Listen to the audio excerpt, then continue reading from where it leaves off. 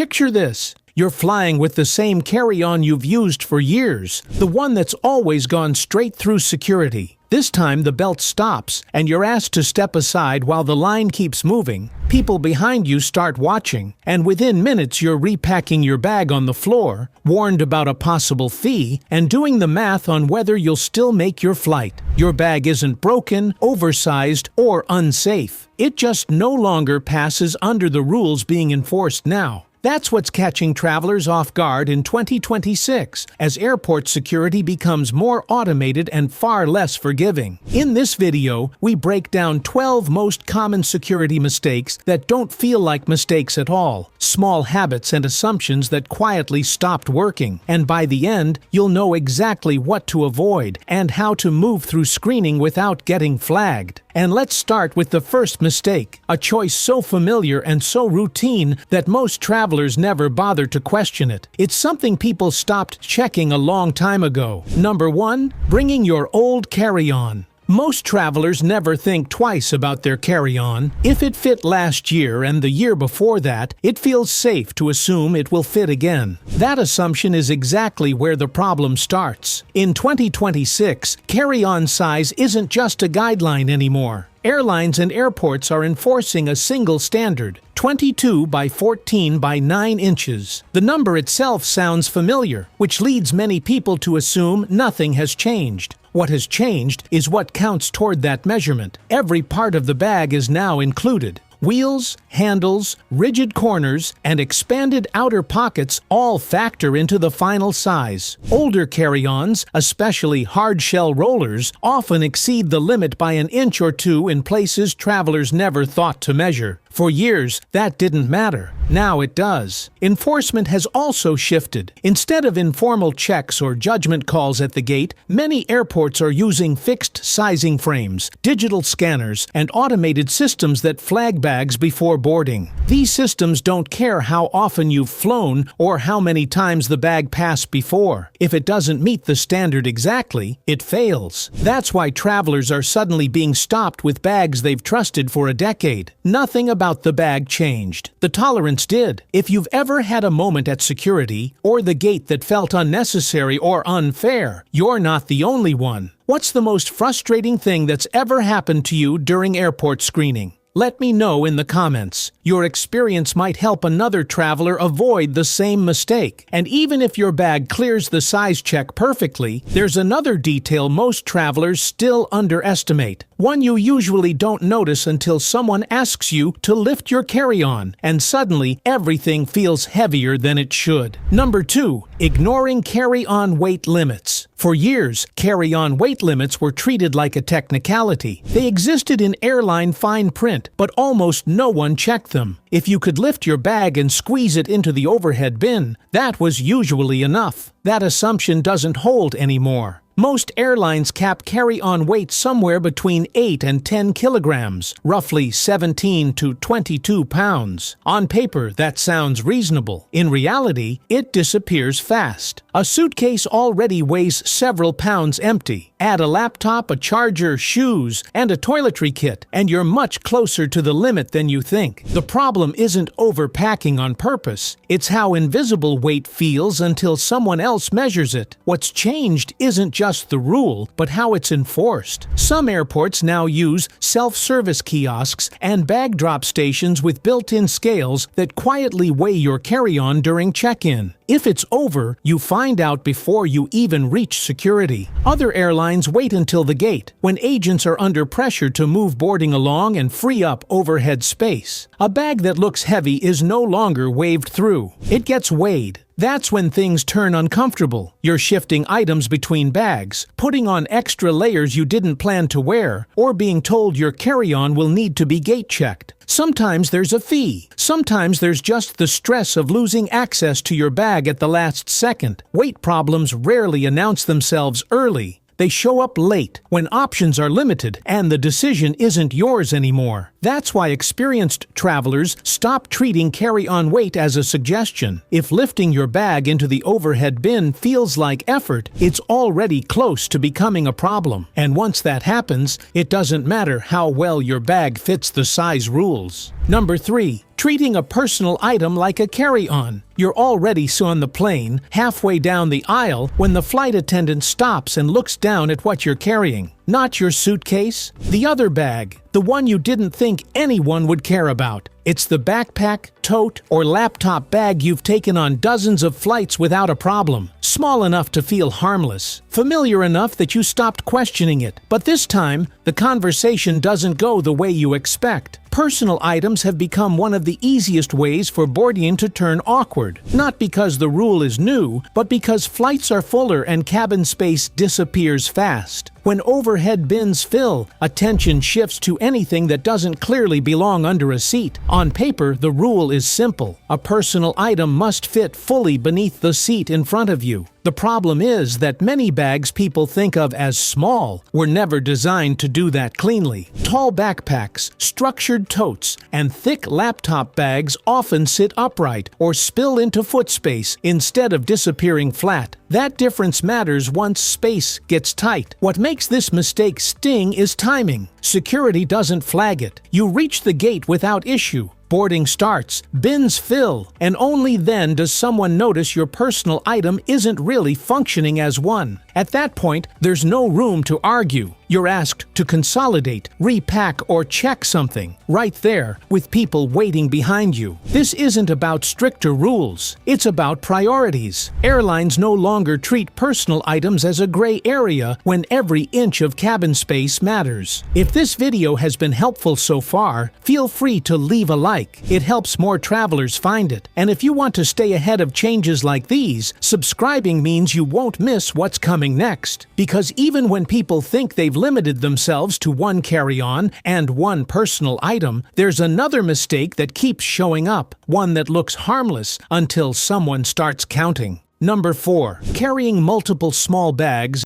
Airlines don't evaluate bags based on convenience. They evaluate them based on flow. From their point of view, 3 small bags are worse than 1 large one. Not because of weight or size, but because loose items slow boarding down. Every extra bag increases the chance of stopping in the aisle, rearranging overhead bins, and delaying everyone behind you. That's why counting matters more than most passengers expect. A purse, a laptop bag, and a small shopping bag may all feel insignificant on their own. Together, they create clutter. Clutter turns into hesitation. Hesitation turns into stalled boarding. And stalled boarding is one of the easiest problems for airlines to eliminate. For a long time, this lived in a gray zone. On emptier flights, it barely mattered. On full flights, it becomes immediately visible. Overhead bins fill faster, aisles stay blocked longer, and staff attention shifts from size enforcement to item count. Once that shift happens, the evaluation is simple. Agents aren't asking whether each bag is reasonable. They're asking how many separate things you're carrying forward. 2 is expected. 3 triggers scrutiny. Anything beyond that forces a decision. That decision usually happens late, during boarding, when there's no time to debate or reorganize calmly. You're asked to consolidate, check something, or hand an item over. The rule hasn't changed. The tolerance has. This is why passengers get caught off guard. Nothing is oversized, nothing is heavy, but the total number of items exceeds what the system is willing to manage efficiently in a crowded cabin. Airlines don't optimize for fairness, they optimize for speed.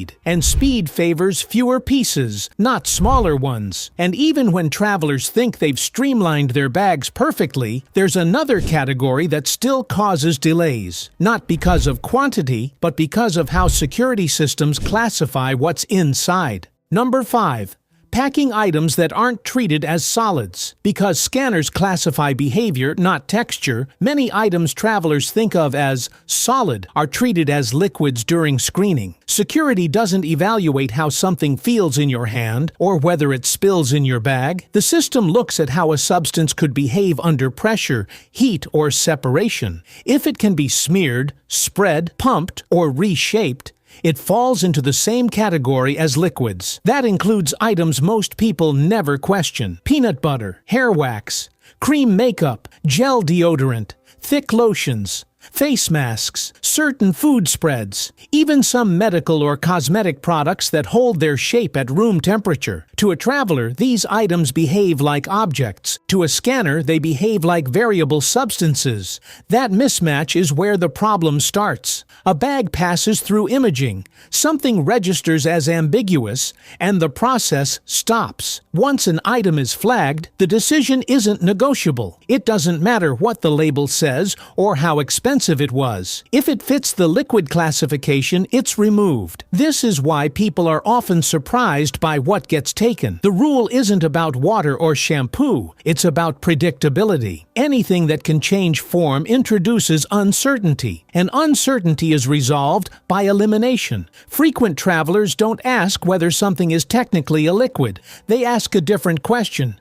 Could this behave like one under scrutiny? If the answer isn't clearly no, it doesn't go in the carry-on. And once you understand how broadly that definition is applied, there's another category of everyday items that causes delays for a similar reason. Not because they're prohibited, but because they're difficult for scanners to interpret quickly. Number 6. Packing powders over 12 ounces. Powders don't feel risky. They pack cleanly, don't leak, and don't set off any mental alarms when you're throwing things into a bag. Protein powder, ground coffee, baby formula, supplements, makeup. Most people treat them as some of the safest items they can carry. That's exactly why this mistake is so common. From a security perspective, powders are difficult, not because they're illegal, but because they're hard to identify quickly and reliably. Dense granular substances interfere with scanners in ways liquids and solid objects don't. They can mask other materials, blur outlines, and force officers to rely on secondary checks instead of a clear image. That's why larger quantities of powder almost always draw attention. The frustrating part is how suddenly it happens. Your bag goes through the scanner. It pauses. An officer pulls it aside. You're asked to step over while someone methodically opens compartments and removes containers one by one. Nothing looks suspicious to you, but the process doesn't move fast. What makes this worse is that powders are often spread across a bag instead of packed intentionally. A protein tub in one pocket, coffee beans wrapped in clothing, a cosmetic powder buried under electronics. Each one adds uncertainty. And uncertainty is exactly what slows screening down. Once a powder is flagged, the process is out of your hands. Officers may swab containers, test samples, or simply take longer verifying what they're seeing. Even when everything is allowed, the delay is real, and it tends to happen at the worst possible time, during busy travel hours, when lines are long and connections are tight. This catches experienced travelers because it doesn't feel like breaking a rule. Nothing is leaking. Nothing is oversized, but powders live in a category where clarity matters more than intent. That's why people who travel often think differently about them. They group powders together instead of scattering them. They keep them easy to access instead of buried, and they're selective about how much they bring, knowing that larger, denser quantities raise more questions than smaller, clearly labeled ones. Number 7. Bringing too many electronic devices. This mistake doesn't come from breaking rules. It comes from modern travel habits. Over the years, electronics slowly pile up until your carry-on turns into a mobile charging station without you really noticing. A phone is obvious. A laptop makes sense. Add a tablet just in case. Wireless headphones, a smartwatch, a camera, a power bank, spare batteries, charging bricks, cables for everything, and suddenly, half your bag is electronics. None of it is illegal. That's not the issue. The issue is density. Security scanners don't care how normal an item feels to you. They care how clearly they can see what's inside the bag. When too many battery-powered devices are stacked together, the image becomes cluttered. Shapes overlap, details disappear, and what should be a routine pass turns into a manual check. That's when things slow down. Your bag gets pulled.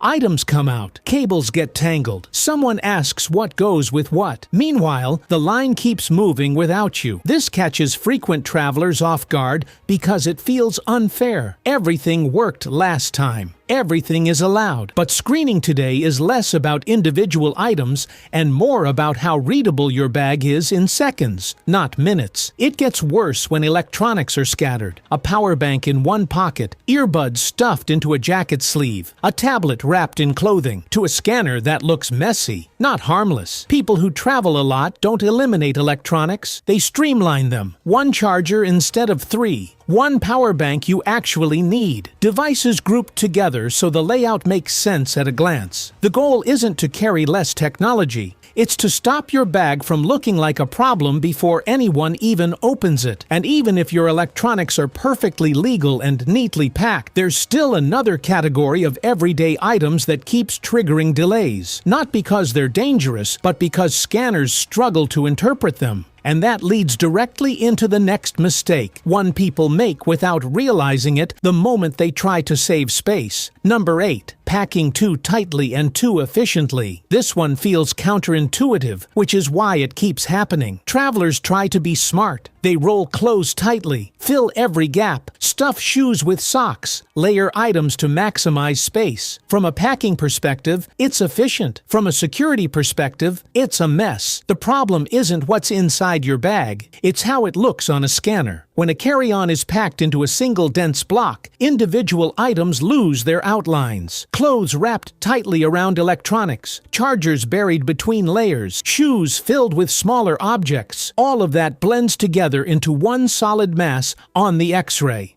At that point, it doesn't matter that everything is allowed. The image isn't clear enough to pass quickly. That's when your bag gets pulled aside. To you, it's organized. To security, it's unreadable. And unreadable bags slow everything down. Officers aren't trying to catch you out. They're trying to resolve uncertainty as fast as possible. The easiest way to do that is to open the bag and look manually. This is why people are often surprised when their perfectly packed carry-on gets flagged while a messier bag slides through untouched. Looser packing creates separation. Separation creates clearer images. Clear images move faster. It's also why tightly wrapping electronics in clothing backfires. You think you're protecting them. On a scanner, you're just stacking dense objects on top of each other. Same goes for filling every shoe, corner, and pocket with smaller items. Efficient use of space becomes visual noise. Experienced travelers don't aim for maximum compression. They aim for clarity. Electronics grouped together, clothes in loose layers, shoes empty or lightly packed. A bit of unused space is not a failure. It's what allows the scanner to distinguish objects quickly.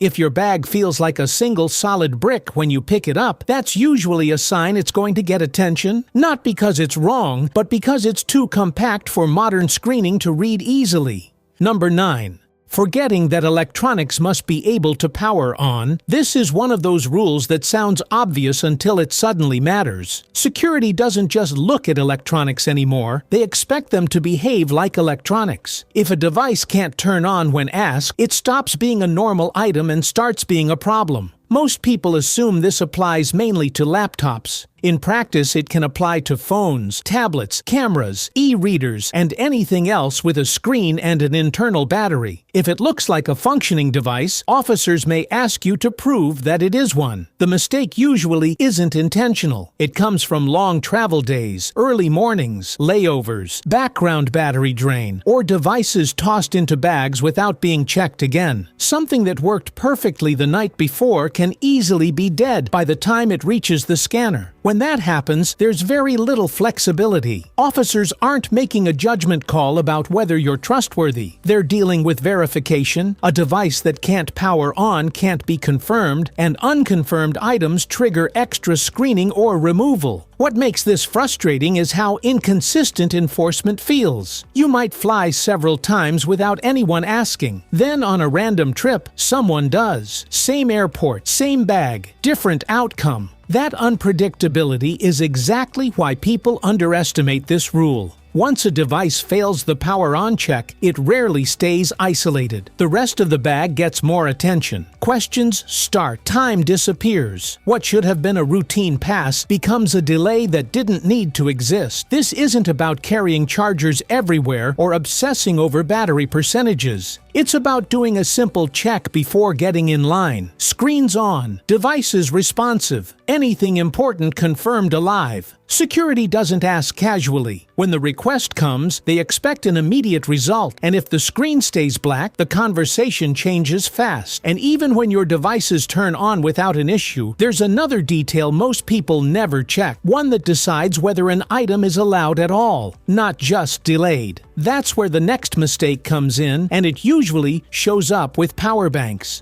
Number 10.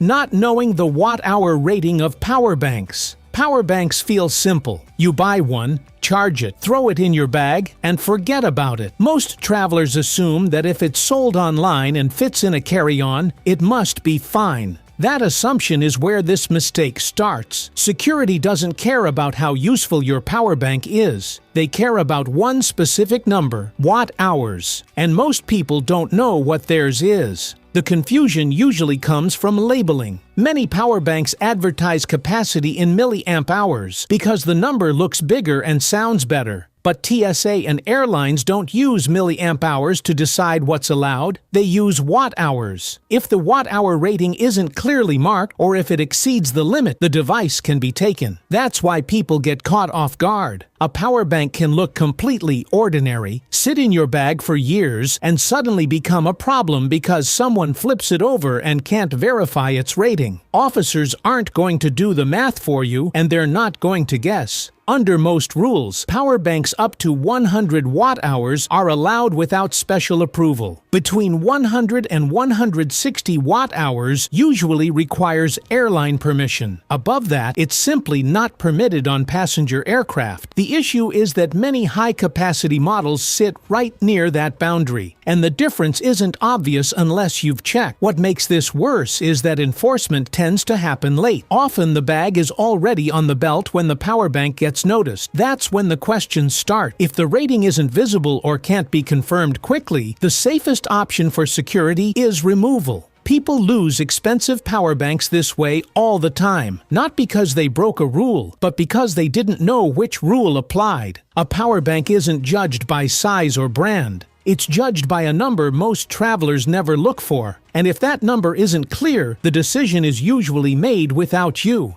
Number 11. Bringing smart luggage with a non-removable battery. Smart luggage feels like an upgrade until the moment it doesn't. Built-in chargers, GPS tracking, digital locks. It all sounds convenient, especially for frequent travel. The problem is that aviation rules don't care how advanced your suitcase is. They care about one thing only: the battery. If a bag contains a lithium battery that cannot be removed, it becomes a liability. This rule isn't new, but enforcement has become far less forgiving. Airlines and security staff no longer treat smart luggage as a novelty they work around. If the battery is fixed inside the shell and can't be taken out quickly, the bag is treated as non-compliant. No negotiation, no exceptions, no "it flew last time." Most people don't realize this until it's too late. The bag looks normal. It rolls fine. It passed security before. Then someone asks where the battery is. If you can't remove it on the spot, the options get bad very fast. Sometimes you're told to check the bag empty. Sometimes you're told the bag can't fly at all. In worst cases, people abandon expensive luggage at the airport because they don't have time to deal with it and still make the flight. What makes this mistake especially painful is cost. Smart luggage is rarely cheap. Losing access to it, or losing the bag entirely, hurts a lot more than losing a basic suitcase. There's also a misunderstanding about where the rule applies. It's not just checked bags. If a smart suitcase is brought into the cabin and the battery can't be removed, it can still be rejected. The risk exists everywhere on the aircraft. Manufacturers have started adapting, but many older models are still out there. Some look removable but require tools or partial disassembly. That doesn't count. Removal has to be quick, obvious, and complete. At the airport, nobody has time to troubleshoot troubleshoot your suitcase? Smart luggage only works if it can instantly become dumb luggage. If it can't, the technology that was supposed to help you ends up being the reason your trip gets complicated. Number 12. Packing hair tools. This one catches people off guard because it doesn't feel like a travel issue at all. Hair tools are everyday items. Curling irons, straighteners, trimmers. They live in bathrooms, not in the same mental category as batteries or electronics. That's exactly why they become a problem. Cordless hair tools sit at an awkward intersection of rules. They generate heat, they contain lithium batteries, and some models use gas cartridges. Each of those things is regulated on its own. When they're combined into a single device, enforcement gets strict very quickly. The most common mistake is assuming these tools belong in checked luggage. That feels logical. You're keeping weight out of your carry-on and protecting the device. In reality, many cordless hair tools are not allowed in checked bags at all because of the fire risk. If security finds one there, it can be removed without warning, sometimes before you even see your suitcase again.